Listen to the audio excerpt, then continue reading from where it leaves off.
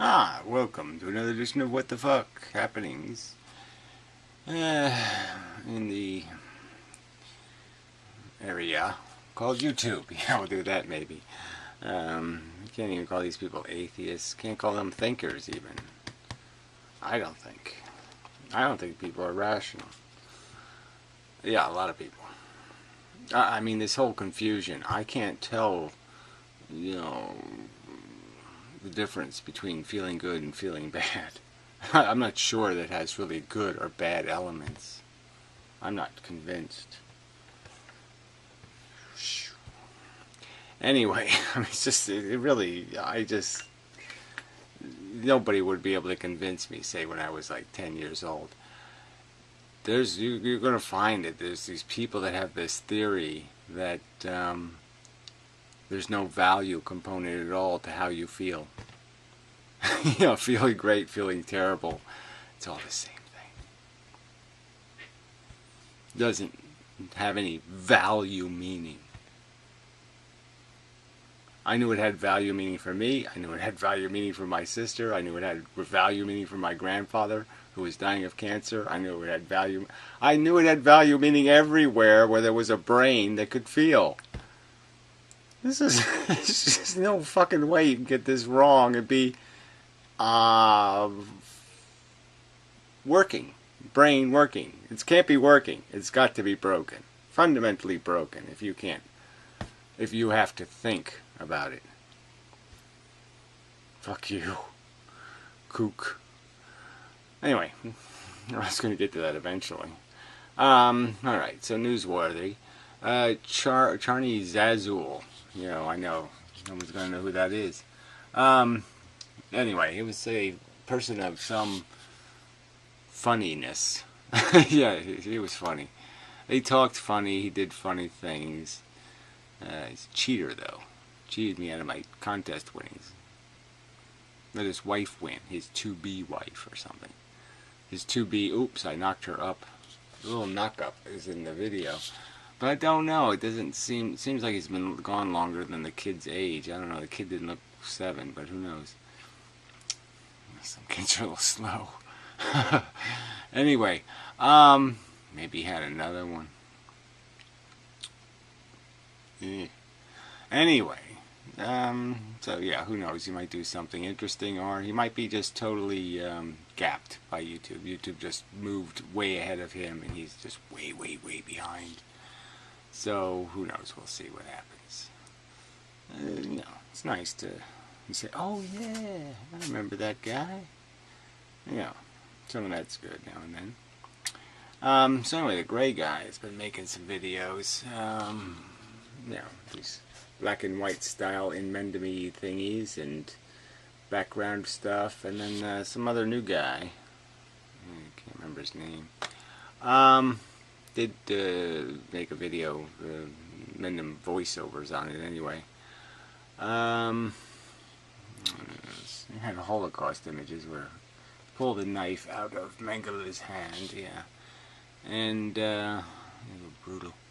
Thought there might have been some other one. Well, anyway, so yeah, go look for Inmendham. Well, go, Gray's channel. You should. Well, I'll post a link. It's not that much trouble. And one to the Mengele video. And such. So anyway, it's good. From my point of view. I think they're good arguments and isolated. The videos are, I think it's pretty good philosophizing. Anyway, alright, so Old Fan had made some video about some book idea, the history of antinatalism. I don't know if the history is all that I really hate history, to tell you the truth. I mean, I hate, I don't give a fuck. Aristotle and shit. I mean, yes, it's really cool that some people were thinking people and trying to understand, but I mean, they still didn't, they thought there was ether in your head and demons, and they thought all kinds of wacky shit. And so their insights were pretty polluted by their ignorance, and, so I just don't know how important that is. And it's all, I'm not a big fan of the name droppy thing and going through. Oh, it's good, but I don't know if I'm not terribly interested. I guess that's all I'm saying. I'm not a big history. I'm not a fan of who said what when. I'm a fan of saying things that are meaningful, whether they've already been said before. Who cares? But anyway, I like the idea of the book because that we got to do. I mean, I know I'm supposed to do it, but I just don't do it. But I was thinking that I should make videos. I think I did in the past. They're devoted to the book idea. But I was thinking about, somebody had mentioned, I said in a video, blood footprint. And they want to know if I coined that. I guess I did. I hadn't heard it before. But anyway. But I was thinking it was a good name for the book. So I was thinking okay, so now we have a title. Okay, what's your blood footprint kind of thing. Or blood footprint would be enough. And just this idea of understanding the implications of what happens. Technically, if there was an Adam and Eve, there was, but they weren't called Adam and Eve. They were Ugg and Uggy. And, they had an Ugget. And, in a sense, they're responsible for all of the suffering mankind has endured. So all of the Holocaust, all of the cholera, all of the surgeries with anesthesia, all the slow death from war wounds, all of these horrible things. And that's their blood footprint just in human toll. And then you think of all the damage humans have done to animals and all the torment they have imposed. It's a huge footprint, and for what accomplishment? These little beautiful few orgasmic moments, playing with your little baby's fingers or something. Oh please. The price tag is outrageous to satisfy nothing more than a desire, a need, a deprivation. So, that sort of jumps. It's sort of the argument I don't want to get to anyway. But the whole Glibus thing. So the Hothlades and the Anaconda made a video, and I got, 30 seconds into it, and he said something, what if I like, or what if I want? And this idea of, if that's what the real bargain was, if people really knew their destiny, like say if you told them ahead of time, okay, you want to go skydiving, right? And you could actually tell them, well, guess what? You're going to be one of those lucky people whose parachute doesn't open. You're going to crash through a roof. You're going to break, 67 bones. And you're going to be in the hospital for 10 years and disabled for the rest of your life in a wheelchair. Then they might say, oh, wait, no, I don't want to go skydiving. See, when it was a 1 in a million chance, or a 1 in 178,000 chance, they say, oh yeah, I'll do that. But when the real hard consequence is sitting there, and they know it is a certainty, then it's different. And what I'm arguing is that we know it's a certainty the autistic child is going to be born. We know it's a certainty the worst case, the worser case, a mongoloid or something who will suffer tremendously and die very young. 18, let's say, just 100 surgeries to repair all the defects, live a tormented, irritated life of no comprehension, no ability to really understand where you are and what you are, playing with your own poo. Come on. It's real. It's going to happen. That's the price of your endorsement. And that's the subject, which is ethics. So again, this asshole, this fucking Anaconda cunt, can't figure out that the conversation isn't about what you want. The conversation is about ethics, which is, what are you allowed to take? That's the conversation. What are you allowed to take? Asshole. I mean, to have to explain that conversation, that your personal value equations about what you do to your own, how many times you want to take a razor blade to your own penis, that's not ethics. That might be the subject of insanity, but it's not the subject of ethics. Go ahead, cut your fucking dick off all you want, fuckhead. But don't be saying you have a right to cut somebody else's, so to speak. At least not in a non-constructive manner. Some cutting is good. Anyway, alright, and then, so anyway, but the book idea is good, and like I said, just the title alone, Blood Footprint, like I said, you can just go somewhere. But, we can have then do the chapters, which would be imposition. People don't really understand the concept. And then you could do the asymmetry and these different little bits, and, and then once you start doing that, and then you can start writing a brief paragraph, and then put the paragraph there and say, okay, well, how can we embiggen that and give that more substance? And then it might be one way of doing it, instead of a narrative where you try to go from beginning to end. You try to make the argument from different perspectives, pointing all to a center, which is you're a deluded asswipe that's just running idiotic programs, crushed, smashed into your head by morons called my family and society and cartoons and movies. Silly shit. Alright, so the other thing, so I got to the glibist. I have that written down, glibist. That could be one of the titles of a chapter. Glibism. This is so if Dickens could rewrite the Christmas Carol, and he talked about ignorance and want, and sort of set those up as the demons of the human condition. No, the demon is the glibist. Glibism. That's what will destroy. Make you a monster. Okay, Pierrot's retarded. Oh yes, he made a heads-up video for his room that he missed. I don't know whether he was planning on... I think he's doing it from a hotel or something, because the background was different, so it was obviously somewhere else, not his loft. But he is a... he's always talking about what a brilliant tech guy he is, and he's just so brilliant, and he's just so great at this stuff, but man, it just doesn't seem like he, when you can't get your own mic to work on a YouTube video, and then you can't even figure out how, well, maybe I should write something in the description about what the fuck I was saying in the video that has no audio. I mean, come on. And then you leave the video up, even though you know it has no audio. You can see in the video that he can't get it to work.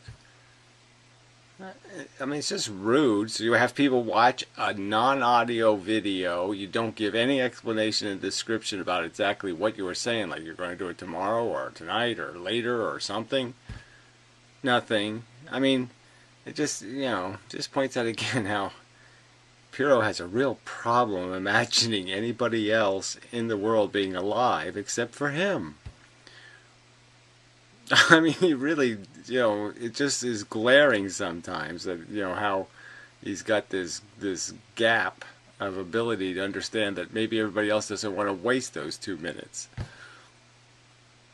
I mean, there's lots of shit to waste 2 minutes on. Not complete, confusing, useless, annoying noise. I mean, it's just noise when you provide no information. And they provided no information. Heads up on my room.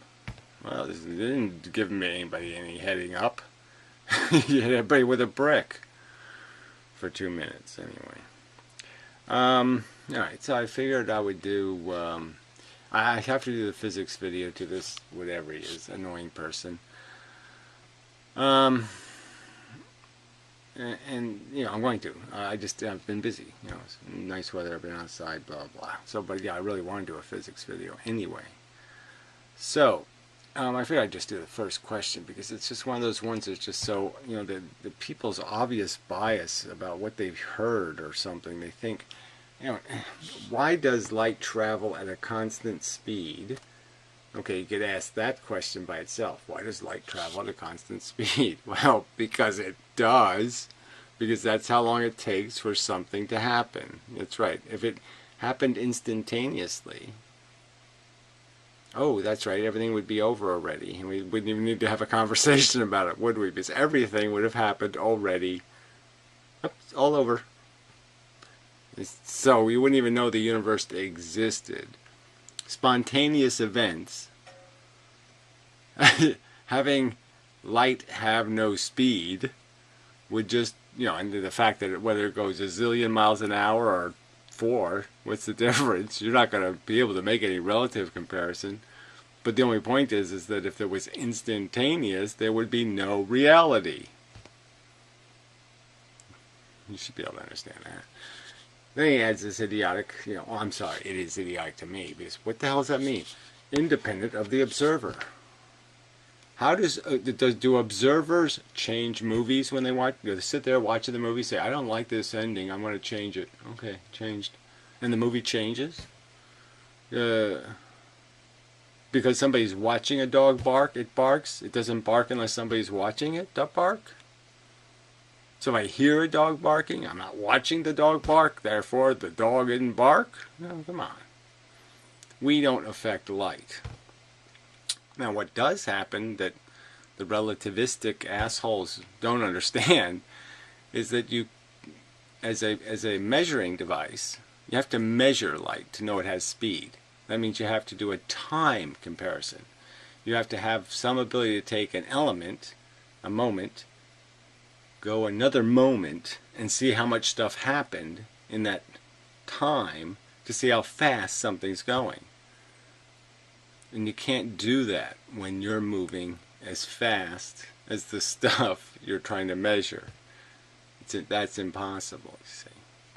It just makes it nearly impossible anyway. So the only relative problem, relative is there's no problem, right? If I'm 5 feet from a dog, I can hear it bark very loudly. If I'm 5 miles from a dog, I don't hear it at all.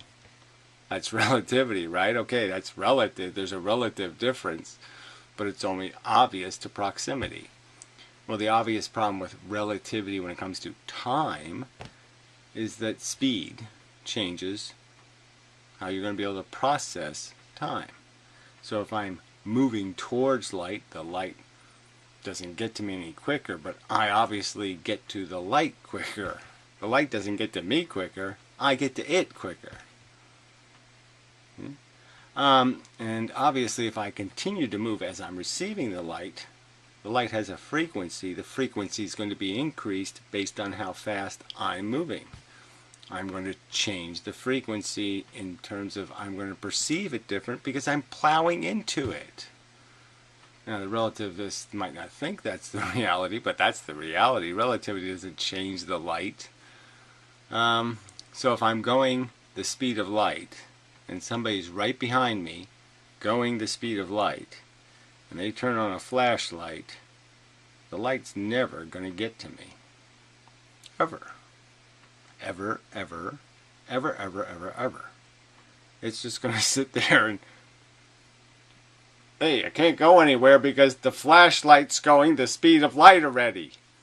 See, but the flashlight couldn't exist and also be going the speed of light. This is where, see, physics is so retarded fundamentally. They got the concept so broken. That's why they create all these fake things that they have no evidence that even exist, and they're just these imaginary objects that are made out of things because they don't understand the mechanics. And the mechanics is there's parts inside of you already moving. They can't go the speed of, your body can't go the speed of light, or those things would end up going faster than the speed of light because they're orbiting already. You get it? They already have speed. They can't go faster than light. So if I'm going the speed of light, I quite obviously am not a me anymore. I'm not doing anything. I'm a beam of light then. I don't have time to be anything else. All my bits are going as fast as you can go in the universe in one direction, and they can't do anything else. You can't win like an auto race on a track if you decide, I'm going to go to 7-Eleven and then I'll come back, because you're going to get lapped by reality. And so our bodies, our parts, can't do this imaginary thing of go some huge proportion of the speed of light. Matter can't move that fast because it's no longer matter if it does.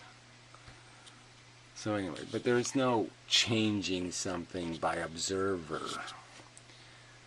You change something when you interact.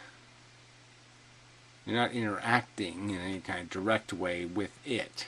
You're not projecting at the movie's projecting at you. There's a difference.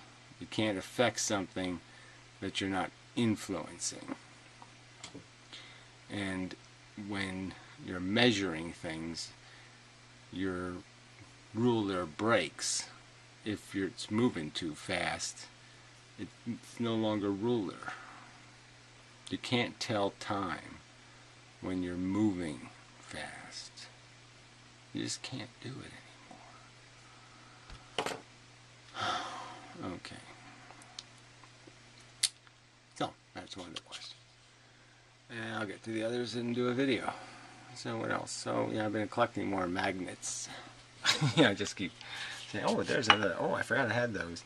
These are interesting ones. They're very powerful when they're like rubbery. You know, they have a softness to them, which is kind of neat, but they're really quite powerful. I mean, if I... No, edit. So anyway, but yeah, I've been collecting magnets, and yeah, these are kind of rubbery, and they're very powerful, so it's very interesting. So I haven't combined them with all these other magnets to see what kind of wacky things I can make them do. But anyway, I'm finding yeah, I like magnets. It's fun. Anyway, so until next time, and such, and so forth and whatnot.